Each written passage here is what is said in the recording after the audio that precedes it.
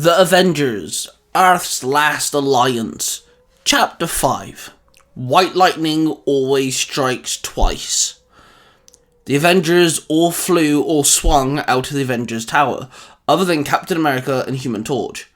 Really? You're benching me? The Human Torch snapped. No, you just have another assignment, Captain America replied. Yeah, like what? The Human Torch said with a scoff. Look, whilst we handle the mess of this golden crystal fiasco that somehow amplified the Green Goblin, the city still needs heroes. Now, normally I would put Spidey on it, but he knows Green Goblin better than most, and we don't have the original Spidey here at the moment. I'm not benching you, Johnny. You need to be a hero here. It's what you're good at, and besides, you have a target and Jarvis will aid you if you need it, Captain America ordered. He placed his hand on Johnny's shoulder reassuringly, and then he ran off the balcony and his wings popped open, allowing him to take flight. Human Torch watched Captain America fly away.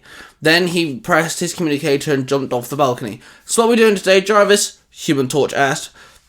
There is an unusual amount of electricity building up in the far north of the city. It's only happening in bursts, and the timing is unpredictable, Jarvis stated. Okay, so mutant, inhuman, or a guy just playing with power cables. Either way, let's get to it. Flame on! He called out, and he set ablaze. He took flight and soared to the location.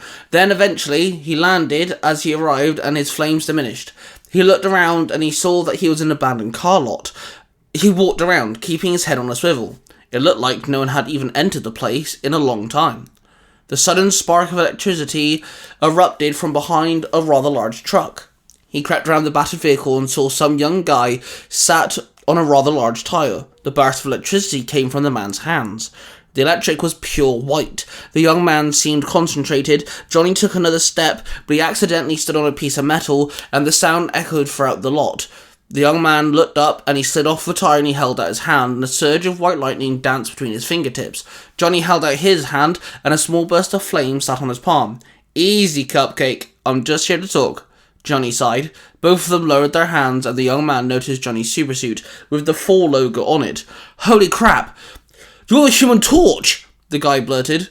Yes I am. And you are? Johnny asked.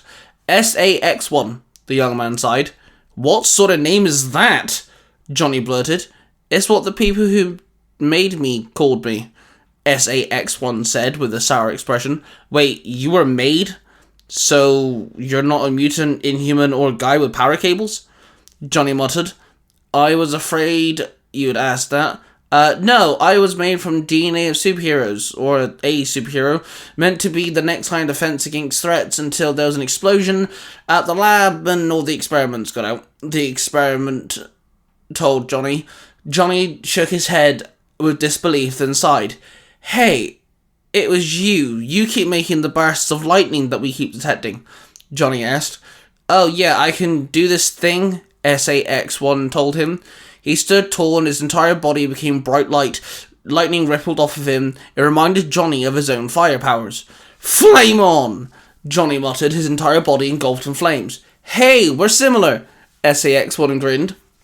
Yeah, this is kind of odd, the Human Torch grunted. Both of them powered down, then suddenly a helicopter flew overhead. It hovered over the car lot and 2 figures jumped out of the side of the helicopter and landed on the ground. They both had big light blue gauntlets on both wrists. Friends of yours? Johnny asked. No, they work for the scientists who made me. You asked about the burst of electricity? Yeah, sometimes it's me fighting those freaks, SAX1 stated. Bad guys. Got it, Johnny said. Both the goons turned to Johnny and SAX1. They aimed their gauntlets and fired several icy blasts, and the duo both dodged the attacks. Flame on! Johnny barked, and he was engulfed in flames once again. SAX1 was engulfed in white lightning. Both of them then flew at the 2 goons, who kept rapid-firing icy blasts at them. The icy blasts hit the Human Torch, freezing him in spot. His fiery body melted the ice quickly. The Human Torch then flew higher up into the air and formed a fireball between his hands. He condensed it, making it smaller, and he threw it on the ground. The explosion knocked both the goons off their feet. SAX1 threw his hands out and a surge of white lightning erupted from his palms and hit one of the goons dead on. The goon laid there as he fried. The Human Torch flew down and threw a flaming punch and hit the other goon as he climbed onto one knee, and he smacked him in the head, knocking him back down to the ground. Then the duo regrouped. Hell yeah, that's amazing. I got to work with the awesome Human Torch, SAX-1 screamed out, both of them depowered. We need to find out where these guys are coming from. You said they came multiple times. We gotta take these punks down. If they're after you, then maybe they're also after the other experiments that escaped with you, Johnny muttered. Wait, you wanna go after these guys? SAX-1 pointing out the two unconscious goons. Well, yeah. The first we need to give you an actual name, Johnny sighed. Wait, I guess I can't use SAX-1, huh? What did you have in mind? SAX-1 replied with a shrug. How about... Aha! Sparks! Johnny suggested with a click of his fingers. Hell yeah, I like it. SAX-1, now dubbed Sparks, cheered. Johnny walked up to the one goon and he pulled out his phone. He took a picture of the goon and then sent it to Jarvis. Then he pressed his communicator. Hey Jarvis, scan the tech in the picture. I need a place of origin, Johnny said. Yes, sir. They came from Mist Laboratories. Its funding stopped over 6 months ago. The electricity and gas cut off 3 weeks ago, but I'm getting some cryogenic frequencies from the satellite readings. Jarvis explained. Thanks, Jarvis. I'm heading there now, Johnny replied. Then he turned to Sparks. You coming? He asked. Sparks nodded with a big grin. Flame on! Johnny barked as his body was engulfed in flames and he launched himself into the air. Spark up! Sparks barked. His body was engulfed in white lightning and he launched himself into the air following Johnny. Okay, we're gonna have to work on your catchphrase, Human Torch said as he rolled his eyes. Human Torch and Sparks flew towards Mr. Laboratories. Mist Laboratories was destroyed, in ruins, completely in pieces, covered in massive amounts of ice, shards as big as houses. Human Torch and Sparks came to a halt, floating there.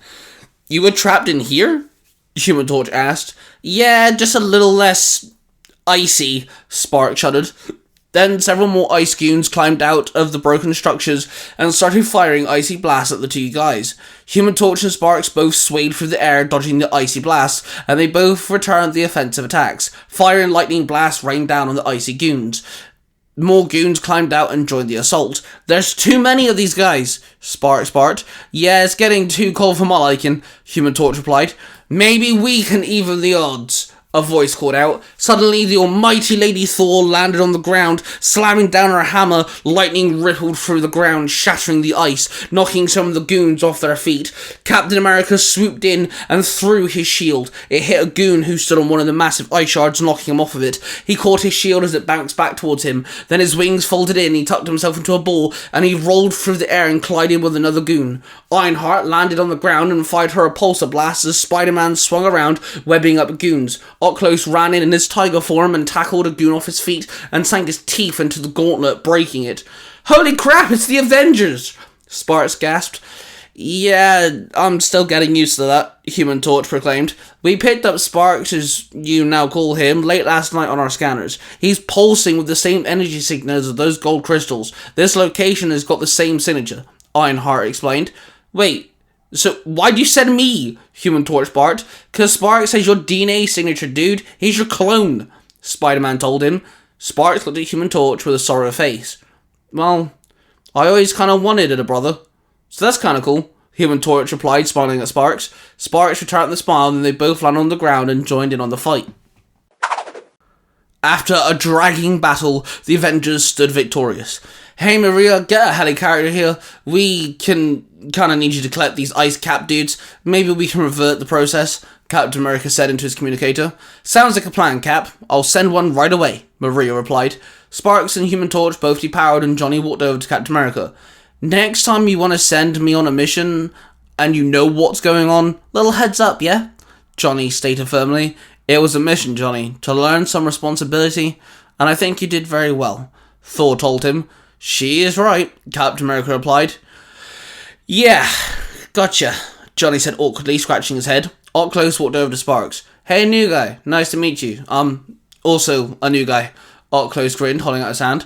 Dude, I saw you in town the other day fighting the Fast Dude. That's some kick-ass stuff. Sparks grinned back, shaking his hand. Oculos lost his smile fast, the image of Thunderstruck flashing before him. The pain and regret and anger filled his heart with a mere moment before Ironheart snapped him out of it. "Hey, you okay?" she asked. "Yeah, I'm good," Oculos nodded.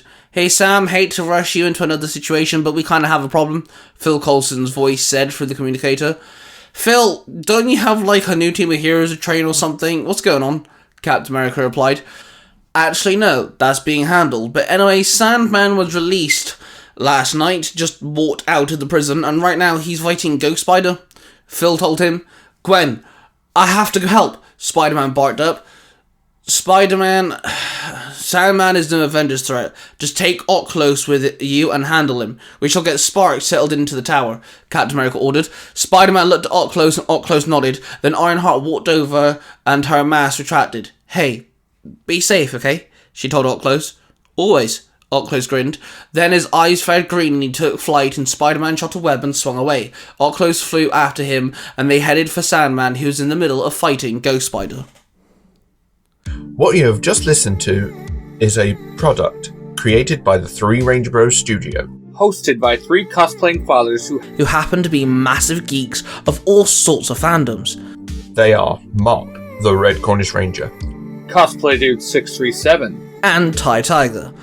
The studio covers different types of YouTube videos, TikToks, podcasts, and live streams. If you wish to find out who cosplays who, the YouTube channel, the TikTok accounts, and the podcasts, and all of the other social media platforms, please go to the 3rangerbrostudios.com.